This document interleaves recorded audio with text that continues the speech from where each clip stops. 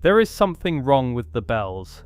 Not the sound of them. The sound is beautiful, and that beauty is precisely what made me stop examining them for so long. But once you study the architecture of church towers seriously, a single question begins to take shape that the standard narrative never quite resolves. What were these structures actually built to do? I want to be clear about where I'm standing before we go any further.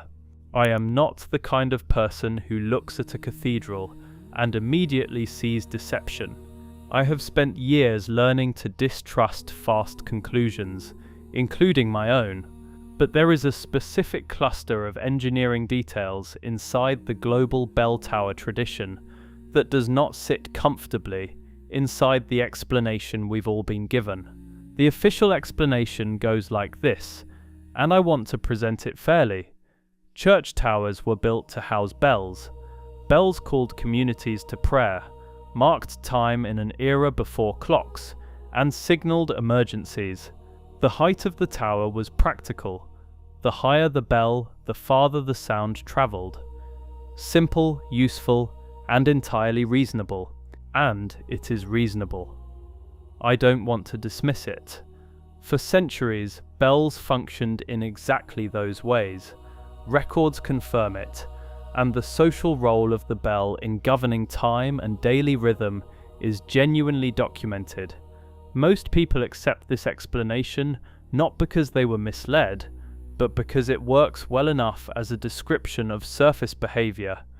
But a description of surface behavior is not the same as an explanation of engineering intent. And this is where the first crack appears, quietly, without drama, in a detail that most architectural histories mention in passing and then move on from without ever asking the obvious follow-up question. The crack is this: the physical requirements for effective sound amplification and the actual features built into pre-modern bell towers do not match. If your goal is to broadcast sound outward, you want open space and wide apertures. What survives in these towers when you study the internal stonework carefully is something considerably more complex than that function demands. I am talking about specific structural elements, resonant chambers built into the stone walls themselves, not decorative but load-bearing, engineered with real precision. I am talking about acoustic shaping at frequencies below the range of the bell itself. I am talking about internal geometry that points inward as often as outward. These details exist, they are documented, they are not explained. Before I go further, I want to name the first reasonable objection. Maybe these features are acoustic refinements.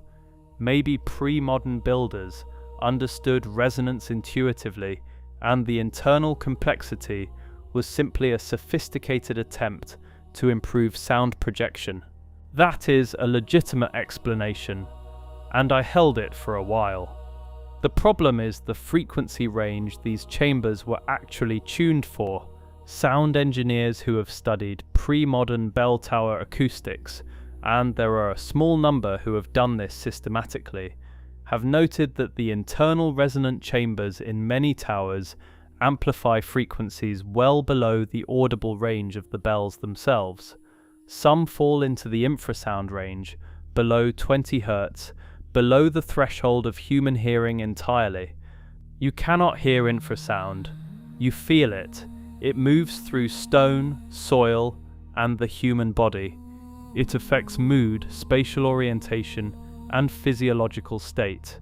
A structure designed to generate and amplify these frequencies is not a sound amplifier in any conventional sense. It is closer to a field emitter, something that radiates energy as physical resonance rather than audible signal. I want to pause and be honest about the limits of this evidence. The acoustic studies I'm referencing are not mainstream research. They exist in architectural acoustics literature as marginal observations, noted, filed, and not pursued further. That pattern of observation without follow-up is itself interesting, but I want to hold it lightly for now and keep building the picture.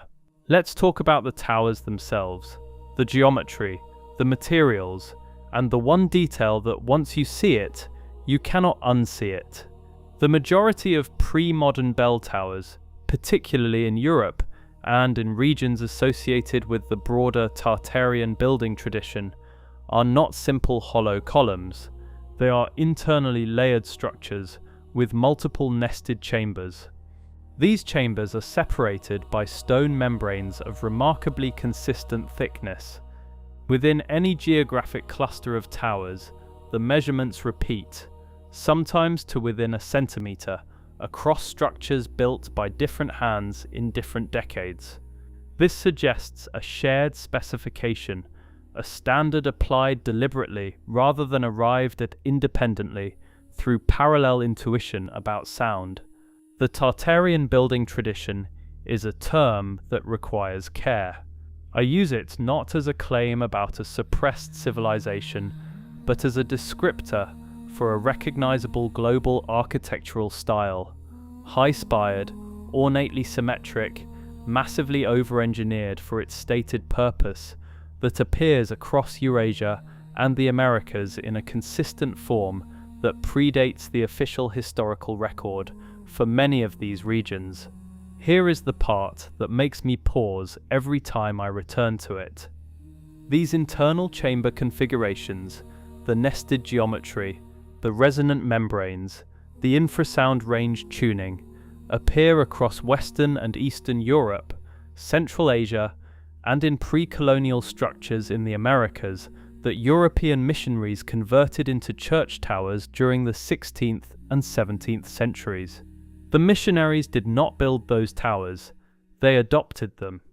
They hung bells in structures that were already standing, and in many documented cases, the process involved sealing sections of the original interior, filling chambers, bricking over apertures, altering the acoustic properties of the original design.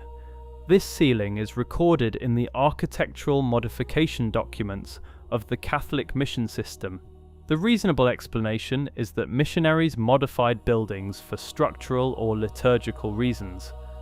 I accept that as a partial answer, but the specific pattern of what was sealed, not random walls or unstable sections, but precisely the resonant chambers and their connecting passages, is too consistent across too many separate institutions and geographies to be a coincidence of practical necessity. Let me be precise about what I mean by consistent. I am not describing vague stylistic similarity. I am saying the fills used to seal these chambers follow the same spatial logic in a Franciscan mission in coastal Mexico as in a Lutheran tower in northern Germany, as in an Orthodox bell tower outside Kazan. Not similar outcomes from similar pressures. The same decision in the same place for no documented shared reason. These three institutions, Catholic, Lutheran, Orthodox, were not cooperating in the 16th and 17th centuries. They were competitors in the most literal sense, fighting wars over theology, territory, and the right to exist. The idea that they shared a conscious architectural protocol strains credibility. And yet the protocol is there, written in mortar and fill, in the physical record of every structure. I'm not asking you to believe in a conspiracy. I'm asking you to look at what the stonework says and explain how three hostile institutions independently arrived at identical decisions about the same structural feature. This is the coordination problem, and it is the center of everything. Both exits from it lead somewhere uncomfortable. I want to name the second reasonable objection because it's a good one. Maybe these features were standard medieval engineering practice, transmitted through guild networks, and the missionaries followed inherited technical logic when modifying the buildings. It's possible, guild knowledge did travel. But the geographic spread here extends well beyond any documented guild network's reach. Guild networks were regional. The cathedral builders and stonemason brotherhoods had traceable geographic limits. The chamber configurations I'm describing appear in structures that predate the arrival of European craft guilds in their respective regions by centuries. In the Americas, these structures were standing before any European guild member ever arrived. The guild explanation collapses at the boundary of the Atlantic Ocean. So let's follow the implications of what the Antiquitech researchers have been quietly arguing for over a decade now. I want to be careful about how I describe this work, because much of it lives outside peer-reviewed channels for reasons that are partly about credibility and partly about institutional gatekeeping, and I am not pretending I cannot tell the difference between those two things. The core argument is this: these tower structures were not primarily religious buildings, they were infrastructure. Specifically, they were part of a global system for the collection, amplification, and distribution of atmospheric electrical energy, a technology based on principles that Nikola Tesla independently rediscovered in the late 19th century and was prevented from deploying at scale. Tesla's work on atmospheric electricity is not fringe, it is documented and patented. His Wardenclyffe Tower, a wireless energy transmission system abandoned after JP Morgan withdrew funding, was designed to tap the electrical potential between the Earth's surface and the ionosphere. That potential difference is real, it is measurable, it is by any honest assessment enormous. The question the Antiquitech argument poses is this: if Tesla arrived at this principle through independent experimental research in 1899, what does it mean that structures with similar geometric and material properties, tall, narrow towers, specific internal geometry, copper ornamentation concentrated at the apex, were built globally at massive scale in the centuries before him? The metal ornamentation at the apex of these towers deserves attention because it is physically there and not fully explained by decorative interpretation. The crosses, finials, and lightning rod elements on pre-modern tower structures are frequently made of copper or copper alloys, and they are frequently far larger and heavier than any purely decorative or symbolic function would require. Copper is conductive. In the context of atmospheric electrical systems, a copper apex connected to a tall tower with specific internal resonant geometry begins to look less like an ornament and more like a component. I'm not claiming certainty. I am saying that if you were designing an atmospheric electrical collector, this is precisely what it would look like. Now I want to sit with the strongest counter-argument, because it is genuinely strong. Correlation between design features and theoretical function is not evidence of intent. Copper was used for weather vanes and crosses because it was durable and workable. Resonant chambers could be acoustic engineering. Tall, narrow towers are efficient in stone construction. Every individual feature has a mundane explanation available. Every feature does have one. That's true, but we are talking about a globally consistent cluster of features: conductive apex, resonant interior, subaudible frequency tuning, specific material choices, and systematic modification by inheriting institutions that appear together as a package, repeatedly, across cultures that were not in documented contact with one another. A cluster is not a coincidence. The probability of a full cluster appearing through independent coincidence is different in kind from the probability of any single feature appearing. When the same solution to the same technical problem emerges repeatedly across disconnected cultures, the most parsimonious explanation is not parallel intuition, it is shared inheritance from a common prior source. That is not a radical claim. It is basic logic. I want to be careful about where I take this next, because this is where the argument becomes larger than what I can directly point to. I am moving from what I can document to what the documentation implies, and intellectual honesty requires naming that transition out loud. These are not the same category of statement, and I want you to hold them differently. What the documentation implies, carefully and without inflation, is something like this. There existed at some prior period a working knowledge of atmospheric electrical energy collection. This knowledge was encoded in built infrastructure. That infrastructure was globally distributed, massively constructed, and then systematically converted or sealed by the institutions that inherited it, without explaining what they had inherited. The word systematically is the one I keep returning to. There is a difference between a process that happens systematically and one that was planned by a single architect. I am not arguing for a planned suppression. I am observing a systematic outcome. The silence organized itself through shared institutional interest in controlling energy infrastructure, not through any single named conspiracy. Churches needed bells, cities needed clocks. The practical overlay fit perfectly onto the original infrastructure and gave it a new purpose that was entirely legible and unthreatening. If the original function was energetic rather than acoustic, the transition to bell ringing would have preserved the form of the technology while abandoning the operational knowledge required to actually use it. You don't have to remove a technology, you only have to break the chain of knowledge.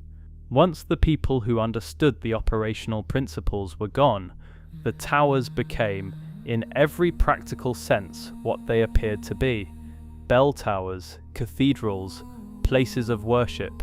The form survived. The function was orphaned, and the orphan looked so much like the original that nobody thought to ask where the parent went.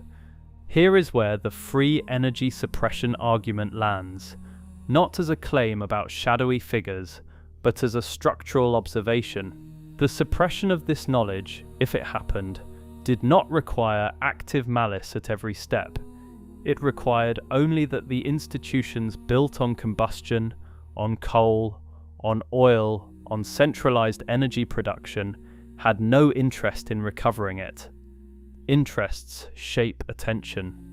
Institutions fund the questions that serve their continuity and defund the ones that don't. This is not unique to energy research.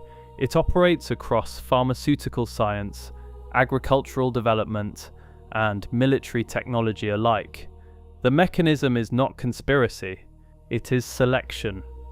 The questions that threaten structural interests do not get answered. They get unfunded, unpublished, eventually unasked. I no longer find it satisfying to frame this as a question of belief.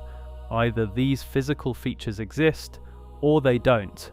Either the acoustic measurements have been taken, or they haven't. Either the modification patterns are consistent across hostile institutions, or they aren't. These are empirical questions, and they have partial empirical answers already sitting quietly in existing literature. What is missing is not more evidence. What is missing is an institutional framework willing to pursue the implications of the evidence that's already there, and that absence, the gap between the data and the follow-up question, is itself a form of information. The questions that don't get asked are not random omissions. They have a shape, and the shape is consistent. I want to leave you with something specific, because I think it matters more than any of the theoretical architecture I've just built. The next time you stand at the base of a pre-modern bell tower, in any country, in any tradition, under any religious denomination, run your hand along the interior wall if you can get close enough to touch it.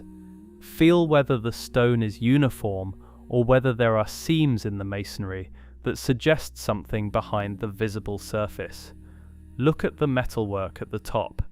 Look at how the internal geometry narrows, not in one clean taper, but in stages, Look at what has been filled in, and where, and when, and who authorized the work. That information is in the records. It is not hidden. These structures are still standing. Most of them are accessible. The evidence has not been concealed. It is built into public architecture, across the inhabited world, visible to anyone who knows what they're looking at. The question is not whether it's there. The question is whether we are prepared to ask what it means, and whether we are prepared to follow that question to wherever it actually goes. And I find myself, at the end of all of this, not at an answer, but at a particular kind of threshold. The kind where the official story still technically works, where every individual feature retains its mundane explanation, and where the only problem is the whole, the full picture, the global pattern, the systematic silence that sits precisely where curiosity should be. I don't know what was in those towers. I don't know how the system worked, or how widely it functioned, or what happened to the people who built it. I don't know, and I want to be honest about that. But I know that a structure designed purely to hang a bell does not need to resonate below the threshold of human hearing. And somewhere in a tower that is still standing, in a wall that has not yet been opened, in a chamber that was sealed 600 years ago by hands that understood exactly what they were closing off, the question is still vibrating, not as sound, as something older than sound, something we have not yet found a name for.